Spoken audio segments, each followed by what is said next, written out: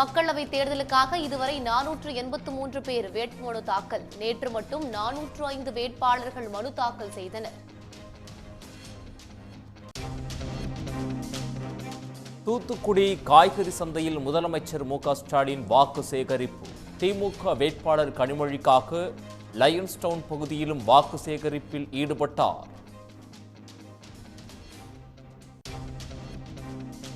தமிழ்நாடு புதுச்சேரியில் 10ஆம் வகுப்பு பொதுத் தேர்வு இன்று தொடக்கம். 9,10,000 மாணவ மாணவிகள் எழுதுகின்றனர்.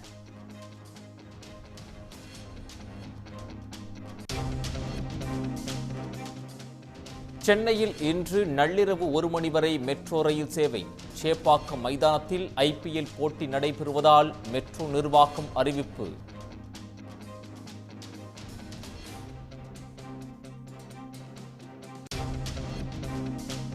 முதலமைச்சர் மு.க.ஸ்டாலின், எடப்பாடி பழனிசாமி இன்று தூத்துக்குடியில் பிரச்சாரம். இருவரும் பரப்புரை மேற்கொள்வதால் பலத்த போலீஸ் பாதுகாப்பு.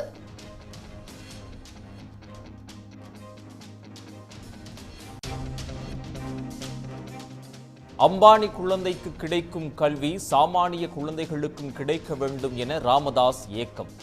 கரும்புக்கும் நெல்லுக்கும் உரிய விலை இல்லை என பேசியதால் பாஜக நிர்வாகிகள் மத்தியில் சலசலப்பு. மக்களவை தேர்தலில் போட்டியிடும் வேட்பாளர்களின் சொத்து மதிப்பு தாக்கல். தனக்கும் குடும்பத்தினருக்கும் 19 கோடி ரூபாய்க்கு மேல் சொத்து கணக்கு சமர்ப்பித்தார் தமிழிசை சவுந்தரராஜன்.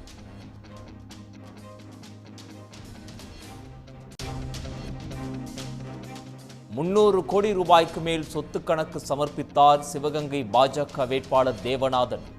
122 கோடி ரூபாய்க்கு சொத்துகள் இருப்பதாக காங்கிரஸ் வேட்பாளர் கார்த்தி சிதம்பரம் தகவல்.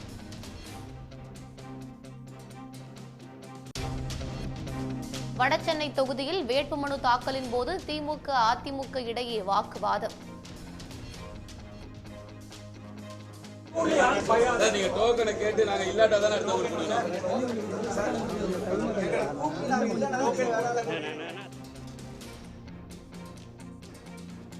உதகையில் எல் முருகனும் அதிமுக வேட்பாளர் லோகேஷ் தமிழ்ச்செல்வனும் ஒரே நேரத்தில் வந்ததால் பரபரப்பு.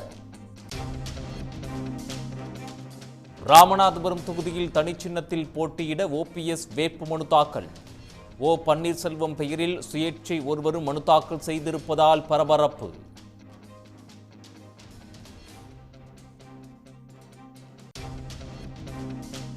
புதிய தமிழகம் கிருஷ்ணசாமியுடன் முன்னாள் அமைச்சர் ராஜேந்திர பாலாஜி ஆலோசனை.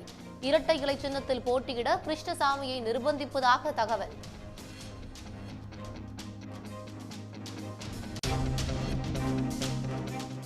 IPL அணியைப் போல அதிமுகவில் பல அணிகள் இருப்பதாக அமைச்சர் உதயநிதி விமர்சனம்.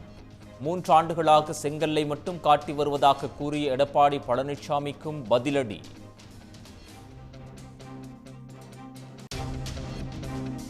தமிழ் படிக்க தெரியாததால் தேர்தல் அலுவலரின் உதவியை நாடிய விருதுநகர் நாம் தமிழர் கட்சி வேட்பாளர் கௌஷிக். ஓமன் நாட்டில் படித்தவர் என்பதால் தமிழ் படிக்க தெரியாது என நிர்வாகிகள் சமாளிப்பு. வேட்பாளராக நியமிக்கப்பட்டுள்ளதால் சட்ட விதிகளுக்கு நாங்கள் நிறுவப்பட்டுள்ள இந்திய அரசியலமைப்பினால் உண்மையான நம்பிக்கையும் கட்டுப்பாடும் கொண்டிருப்பேன் என்றும் இந்திய நாட்டின் முழு முதல் ஆட்சியையும் தீப்பெட்டி அல்லது கப்பல் சின்னம் கேட்கும் சீமான். மைக் சின்னத்துக்கு பதிலாக வேறு சின்னம் ஒதுக்க தேர்தல் ஆணையத்திடம் கோரிக்கை.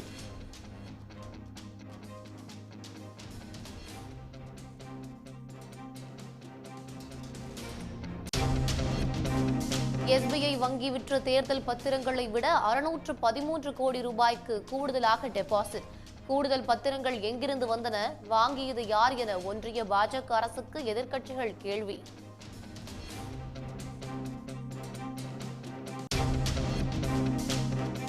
கங்கனா ரணாவத் புகைப்படத்துடன் இன்ஸ்டாகிராமில் தரக்குறைவான கருத்து.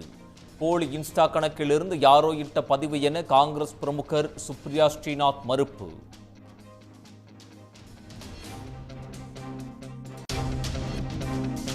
மேட்டுப்பாளையம் பில்லூர் அணையை தூர்வார நடவடிக்கை எடுக்க வேண்டும். தற்போது நீர்மட்டம் குறைந்துள்ளதால் விவசாயிகள் கோரிக்கை.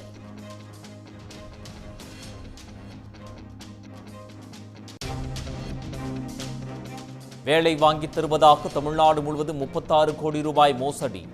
ஆறுமுகநேரியை சேர்ந்த தொண்டு நிறுவன உரிமையாளர் கைது.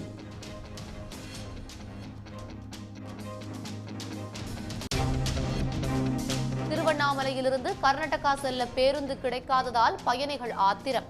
சென்னை பெங்களூரு பேருந்துகளை சிறைபிடித்து மறியல் போராட்டம்.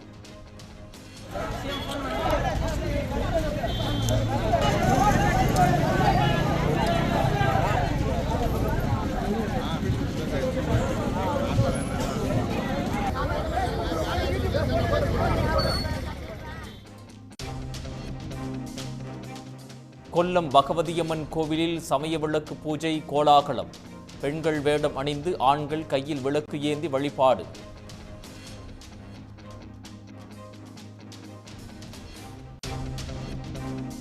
தண்ணீர் பற்றாக்குறை நிலவும் பெங்களூருவில் காரை கழுவிய 22 குடும்பங்களுக்கு அதிகாரிகள் அபராதம். ஹோலி கொண்டாட்டங்களில் மழை நடனத்தை நீக்கிய நட்சத்திர விடுதிகள். பெங்களூருவில் நடைபெற்ற IPL போட்டியில் முதல் வெற்றியை பதிவு செய்தது RCB அணி. பஞ்சாப் அணியை 4 விக்கெட்டுகள் வித்தியாசத்தில் வீழ்த்தி அசத்தல்.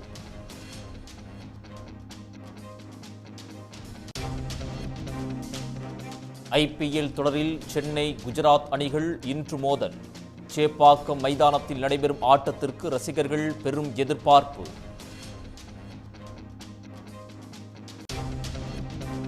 நடப்பு IPL தொடருக்கான முழு அட்டவணையையும் வெளியிட்டது BCCI. 12 ஆண்டுகளுக்கு பின் இறுதிப் போட்டி சேப்பாக்கத்தில் நடப்பதால் சென்னை ரசிகர்கள் உற்சாகம். உடனுக்குடன் செய்திகளை தெரிந்து கொள்ள சன் நியூஸ் பெல் ஐகானை கிளிக் பண்ணுங்க.